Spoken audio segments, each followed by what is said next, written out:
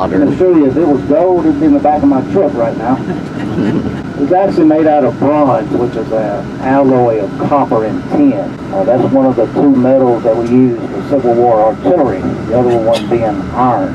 And you'll see good examples of Civil War artillery here in the park today. The tubes of artillery were forged between the dates of 1861-65, maybe dated in 1920. Paid for with funds left over from the Peace Jubilee of 1917, actually the dates of October 16th through 19th. That's where veterans from both sides read Union Trench and then cite the division commander that's responsible. This area would be under the leadership, the division command of A.J. Whiskey Smith of the 13th Corps, led by Grant's nemesis, Major General John Alexander McClellan. Middle markers, we have a lot of the markers indicating where the veterans came back to show where their camps were, their farthest events, markers, and so forth. But this monument is 90 foot tall, obelisk. The lady on front, her name is Peace. And you can see that the weapons of war have been entrusted to her care, symbolizing the reunification of the nation. We are no longer at war.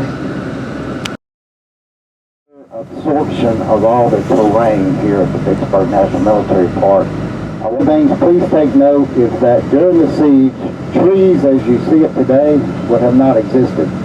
Even before the Civil War, you have the local citizens here, the local homeowners, the homesteaders, who've come out to this area and they've cleared ridge tops or whichever area they can get cleared of the timber so that they can plant their crops and let their livestock have pasture land. So a lot of it would already be cleared out. But when Pemberton comes here with his engineer Samuel Lockett, they use what timber, virgin timber that's available to build that 8-mile defensive line with those 9 fortifications. There's the soldiers of the Michigan units that served here. The lady on front, her name is the Spirit of Michigan. If you look in her left hand, you'll see a cob, which represents the industrial might of the North, which versus the agrarian or agricultural society and economy of the South.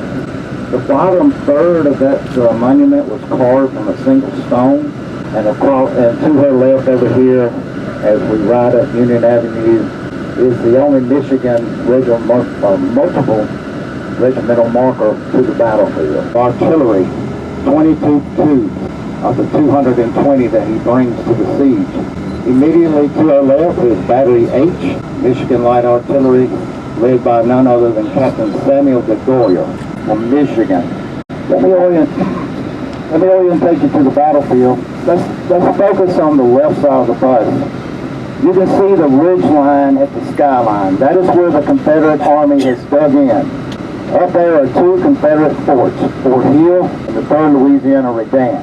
See up there shortly to see that, which was occupied by the 3rd Louisiana Infantry. Can you see where my fingers touch? Yeah. That is called the apex. That's where the 2 lines of the Redan join, okay? Inside here, or under my hands, will be where the soldiers would form up to defend. They would have rifle pits along my arms. They would also have artillery embrasures positioned there, okay? Either a square formation or it will be kind of a oblong. We have the square redoubt called a square fort or Fort Garrett now down in the south loop of the park. We also have the railroad redoubt, which is more crescent shape. So it's kind of like the Redan, but it's more of a half moon shape. We have the 2nd Texas Lynette. It's closing in on almost 100 years old. So the largest monument in the Vicksburg National Military Park, the Illinois Memorial, which was dedicated in 1906. And then just right to its immediate right will be the Shirley House, which is kind of a symbol of the Union Army here, who will come out about 10 o'clock on that morning of the 22nd.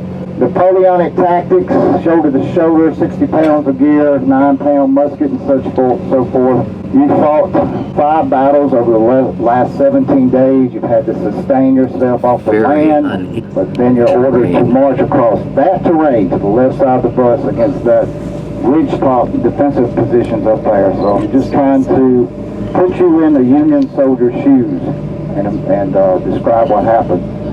They do almost get up to the top of the Redan, those Redans and the Great Redoubt, but they do not penetrate the Confederate defensive line. They hold the high ground, and they're prepared and ready for any Union assault. And now we're up on top, and you can see more of this uneven later would terrain. actually take command of this army, but because he's not a West Pointer, is replaced by someone of higher data rank, Oliver O. Howard of Gettysburg Battle.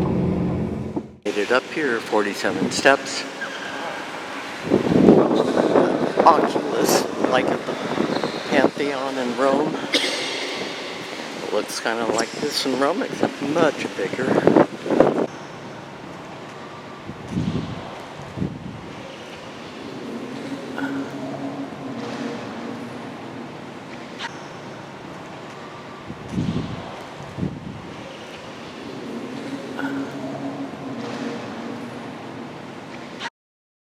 Here's the Illinois Memorial, and here's the rebuilt Shirley House.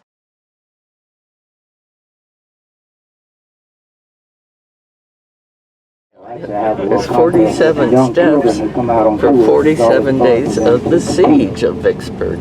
Louisiana Redan. Remember what I said the Redan was? Connected in the middle, called an apex. I'll point that out. This would be occupied by the 3rd Louisiana Infantry, Confederate. They would also, right there. That's the apex. So this is the Confederate defensive line. This is where they place the markers. We call them FAMs, acronym for FAM. This gentleman here, the standing statue, Captain Andrew Hickenlooper. He's an engineer here. He's actually an artillery officer, but served as an engineer during the siege. And he's responsible for getting the Logan's approach, we'll talk about in just a moment as we leave this position.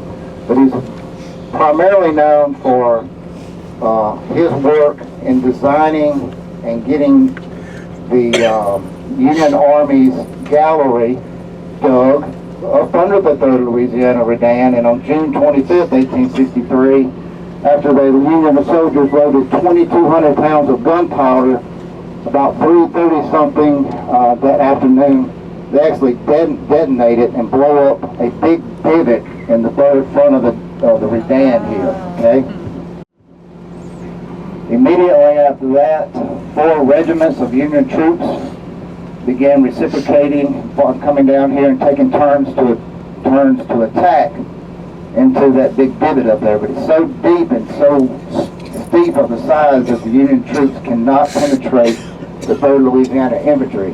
Add to that, the Confederate soldiers are shooting down with their muskets. They're taking cased, fused cannonballs, clipping off the fuse real short, lighting it, and throwing them down in there. In the late 1830s, by an Irish immigrant by the name of Mr. Nicholas Gray. No. Today it is the only surviving structure from the siege of Vicksburg. In 1851, he would sell that to Mr. James and Adeline Shirley. Mr. James is from New Hampshire. Miss Adeline is from Boston, Mass. But they are residing here. This is their home during the siege in the middle of the lines in the summer of 1863. They have 3 children, one of which is Miss Alice, is actually a student at a female school over in Clinton, Mississippi, which became Mississippi College? Mississippi College. Good job. Mr. Gray would name this his home the Wexford Lodge, named after Wexford County, Ireland, where he was from.